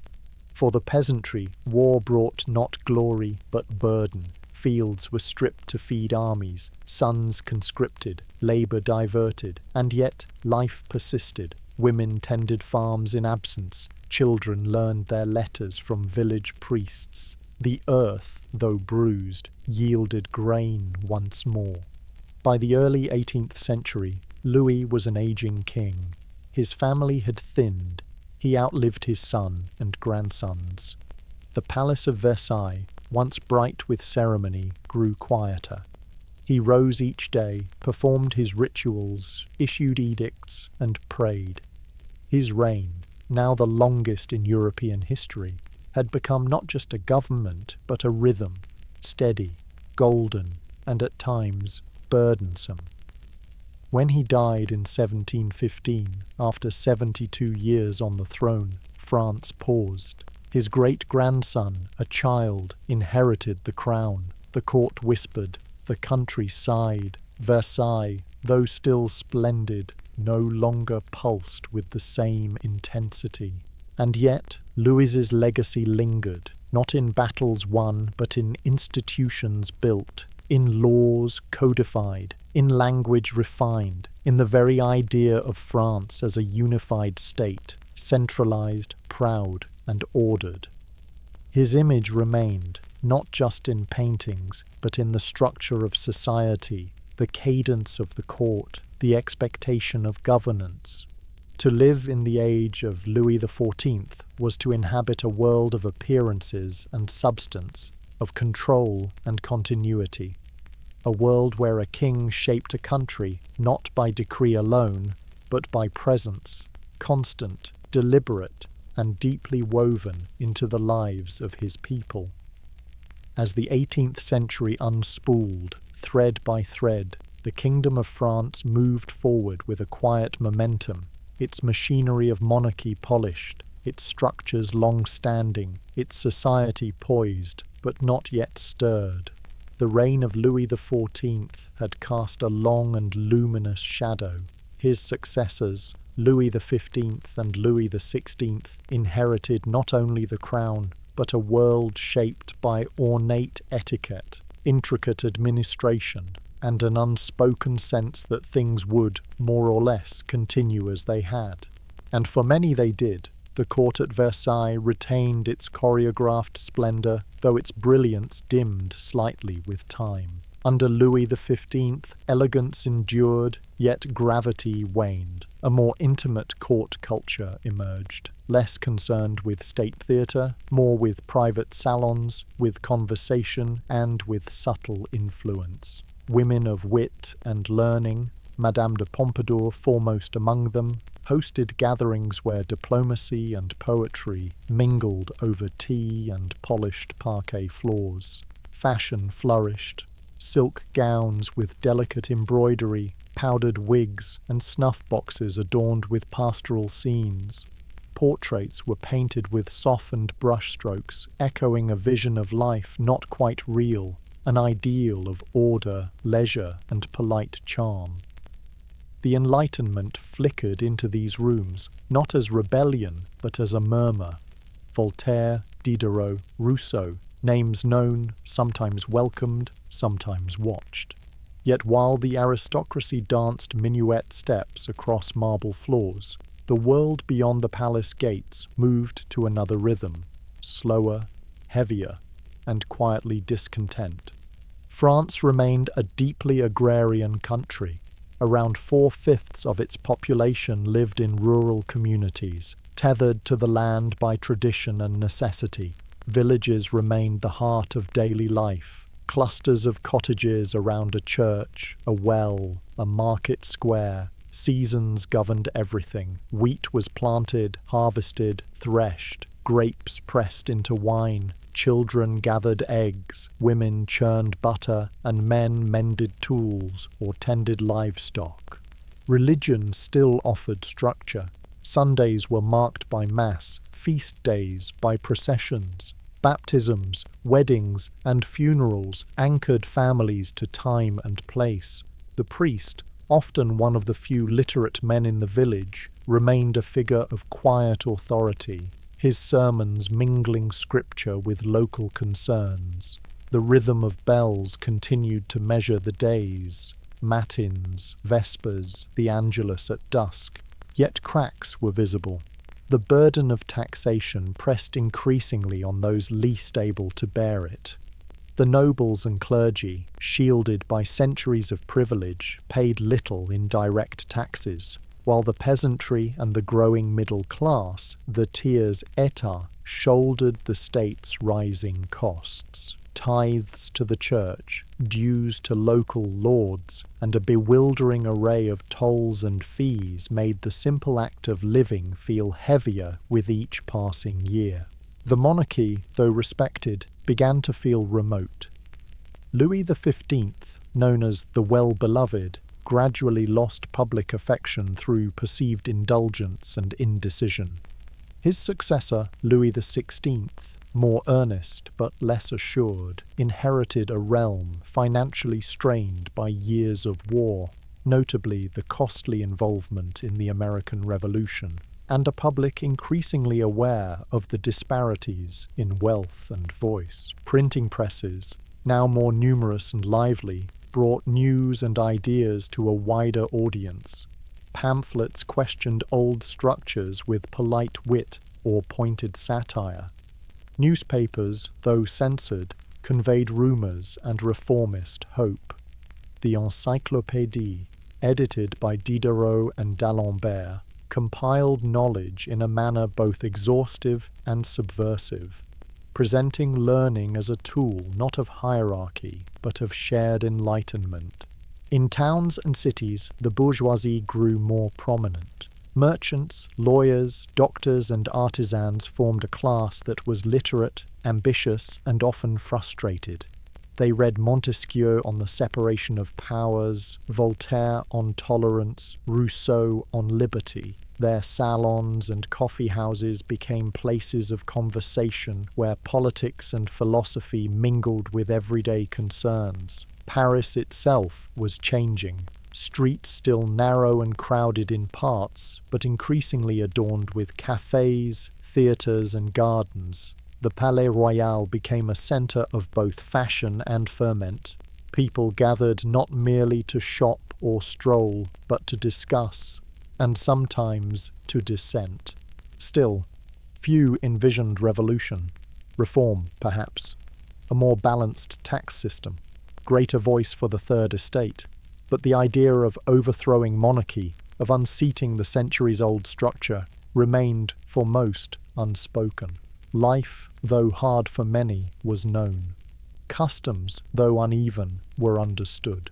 There were bread riots in lean years. Floods and droughts could devastate a harvest, and prices, especially for grain, crept upward with a slow, ominous insistence. Hunger, when it came, was not dramatic, but lingering. A child growing thinner over weeks, a mother skipping meals, a field failing under too much sun, or not enough. The Enlightenment, for all its light, was still largely a phenomenon of the literate few. For the peasant in Brittany, the washerwoman in Lyon, or the blacksmith in Auvergne, daily life changed little from their ancestors. They rose early, worked steadily, hoped for rain, or not too much of it, and dreamed only of security, of modest comfort, of peace. But time, quietly and without permission, continued to move. Beneath the rituals of the court, the sermons of the church, and the daily rhythm of labour, the mechanisms of change were winding. The monarchy remained, but its foundations, though not yet cracked, had grown subtly brittle. The people still bowed, but some did so more from habit than belief. The clock ticked on, not loudly, not yet, but steadily. France stood, not at a precipice, but on the gentle incline of something soon to steepen. The fields lay fallow or fruitful as ever. The bells rang, the carts rolled, and all the while ideas gathered quietly like clouds, waiting for a wind to lift them. The summer of 1789 did not arrive with thunder. There were no portents in the skies, no sudden crack of change, and yet something had shifted. For years, perhaps decades, France had moved, almost imperceptibly, toward this moment. The clocks still chimed in manor houses, the mass still echoed in stone churches, the bread still rose in hearth ovens. But beneath these familiar rhythms, a deeper current stirred. Quietly at first, and then unmistakably, the kingdom gave way to something altogether different. The revolution did not begin as a cry for chaos. It began with words, careful, legal, and measured. The Estates General, convened in May 1789 by a crown grown desperate for solutions, was intended to restore balance to a faltering realm.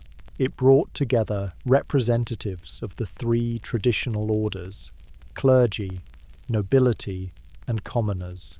Yet the tiers état, the commoners, numbering over 90% of the population, arrived not with deference alone, but with expectations. When they found themselves locked out of the usual halls of debate, they gathered instead in a nearby tennis court and made a simple solemn vow.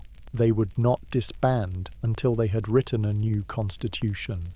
Thus, the National Assembly was born. It was not yet a republic, not yet a revolution, but it was the first quiet rupture in the centuries-old fabric of monarchy. And then, a few weeks later, came the Bastille. On 14 July 1789, the medieval fortress in eastern Paris, long symbolic of royal authority and its arbitrary power, was stormed by an anxious, determined crowd. The number of prisoners released was few, the number of lives lost modest, but the act itself, decisive, collective, and defiant, resounded far beyond the city's winding streets.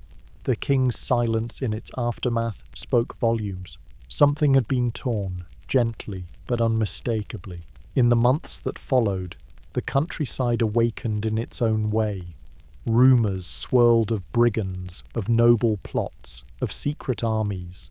Peasants, many long burdened by dues, corvée labour, and ancient obligations, took to manor houses, burning records, dismantling symbols of their submission. This was the Grand Peur, the Great Fear, not so much organised rebellion as spontaneous rejection of a past that had always seemed immovable. Yet amidst the upheaval, form was sought. The assembly moved with solemn care, drafting the Declaration of the Rights of Man and of the Citizen, a document not shouted but composed. It spoke of liberty, equality, and fraternity, of rights inherent to man, not granted by crown or pope, but by reason and nature. It was read aloud in hushed tones, copied by candlelight, debated in kitchens and cafes. The king, Louis XVI, remained for a time. He received delegations, issued statements, and tried, in his own uncertain way, to steer through the storm. In October 1789, after bread riots in Paris, a group of women, ordinary, determined, marched to Versailles. They did not come with torches alone. They came with hunger, with questions, with purpose. They returned to Paris with the king and his family in tow. Versailles, once the glowing heart of royal theatre, fell quiet. In the city, the air thickened. Clubs formed. The Jacobins, the Cordeliers, places where citizens discussed, argued, dreamed. The press flourished. Pamphlets multiplied. Some voices were moderate, seeking a constitutional monarchy. Others, more urgent, called for deeper change. The line between reform and rupture grew thinner by the week. By 1791, the king's attempted flight, an escape to Varennes, halted before it could succeed, cast doubt on his loyalty. Though he returned under guard, the mask of kingship had slipped. Trust, once eroded, is rarely restored. France was no longer a kingdom in name alone. The monarchy was suspended, then abolished. In 1792, the First Republic was declared. The revolution, once careful, became radical. Trials were held, titles stripped, churches closed or repurposed. The calendar itself was remade, with months renamed, saints' days replaced, time recalibrated. In January 1793, Louis XVI was executed, his head severed beneath the blade of the guillotine, a machine designed for efficiency, not spectacle. The act was solemn, not savage, yet it marked a point from which return became impossible. That same year, war expanded. France, already tense within, found itself at odds with neighbouring monarchies. The revolutionary wars drew in Austria, Prussia, Britain, and others. Borders became battlegrounds. Armies formed quickly, often from volunteers. The Republic called its sons to arms. Internally, fear took hold. The reign of terror, though brief in duration, was heavy in impact. Robespierre, once a voice of principle, presided over a regime where perceived enemies were swiftly condemned. The guillotine's blade fell daily. Citizens watched their neighbours carefully. Whispers carried weight. Silence often became safety. And yet, even in this, life went on. Children were born, gardens were planted, markets reopened. People adapted, as they always do. They learned to speak carefully, to read between lines, to hope for moderation. By 1795, the terror had ended. Robespierre himself was executed. The Republic survived, but it staggered. The final years of the decade were marked by uncertainty. A new government, The Directory offered order but lacked stability. Inflation, corruption, and continued war wore down the public. Into this vacuum stepped a young general recently returned from victories in Italy. His name was Napoleon Bonaparte. But for now, as the 18th century drew to a close, France rested in uneasy stillness. The revolution had redrawn its map, its institutions, its sense of self. Yet it had also left questions unanswered. It had begun with candles, lit in meeting halls, in homes, in hopeful gatherings. It had swelled with voices, reasoned, passionate, desperate, and it had thundered at last with cannons. What remained was a people no longer bound by the past, yet unsure of the future. A nation that had discovered its voice, but not yet found its harmony. And amid the noise, the ordinary continued. Bread kneaded, letters penned, fields sown once more. As the 19th century unfolded across the worn cobbles and winding rivers of France, the echoes of revolution still lingered, not in the smoke of battle or the fever of speeches, but in the slower, subtler shifts of governance, identity, and daily life. The monarchy was gone, though not forgotten. The old regime dismantled, yet still present in memory. What remained was a country learning, steadily and sometimes uncertainly, how to govern itself, not once, but again and again through republics, empires, restorations, and the long, often quiet resilience of its people. The first of these changes came swiftly. Napoleon Bonaparte, rising from general to consul and then emperor, offered France a curious blend of revolution and tradition. He crowned himself emperor in 1804, not to restore monarchy in the old sense, but to stabilize a country weary of unrest. Under his rule, France was reorganized, administratively, legally, socially. The Code Napoleon established laws that, in many ways, endure still. Bureaucracies were standardized, education centralized, roads built and bridges repaired, and yet his reign brought war, long, ambitious campaigns that stretched from the Spanish plains to the Russian snows. French boys marched far from home. Some returned, many did not. Villages counted missing sons. Letters faded in satchels never opened. By 1815, with defeat at Waterloo, Napoleon fell, and with him, the First Empire. In the decades that followed, France would see monarchs return, briefly restored under Louis XVI and Charles II, before being displaced again by revolution in 1830. Louis Philippe, the so-called citizen king, ruled until 1848, when yet another revolution brought the Second Republic. Briefly hopeful, it soon gave way to another Bonaparte, Napoleon III, ushering in the Second Empire, an era of grand boulevards and foreign entanglements. For ordinary French people, these changes were often distant. The fields were ploughed regardless of regime. Bakers still rose before dawn. Children were taught their catechism or their letters, depending on the school. Yet each shift brought small transformations. A tax revised, a draft imposed, a mayor replaced. The shape of the republic or empire might change in Paris, but the rhythms of village and town carried on, slower, steadier, grounded in place rather than politics. The Franco-Prussian War of 1870 marked a sharp break. France's defeat and the siege of Paris left scars, both physical and psychological. The Paris Commune, a short-lived radical experiment in governance, ended in bloodshed. Yet from its ashes rose the Third Republic, a form of government that, though contested and complex, endured until 1940.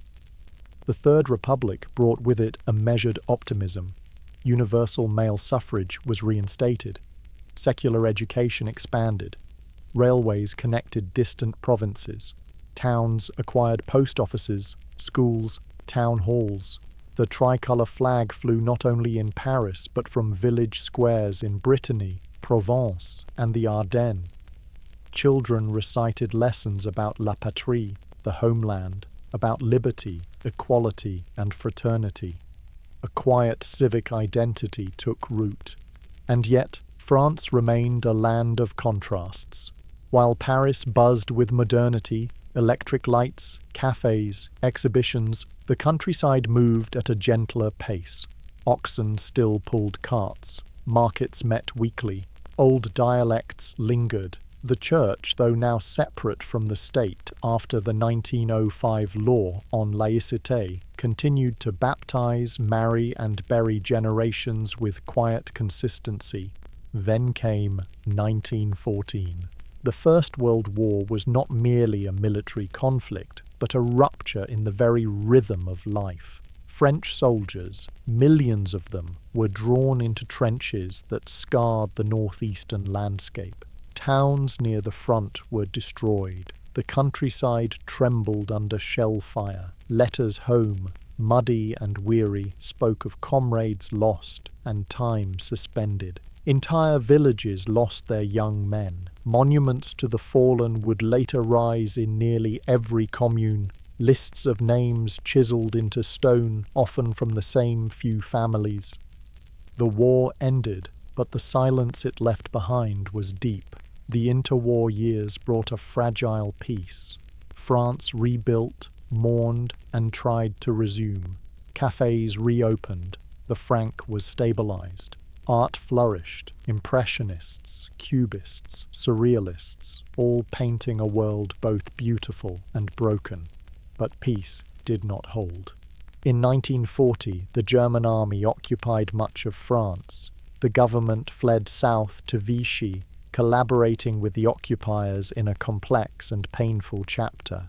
In towns and farms, people made difficult choices. Some resisted, some complied. Many simply tried to survive, harvesting potatoes, hiding radios, passing messages in baskets of bread.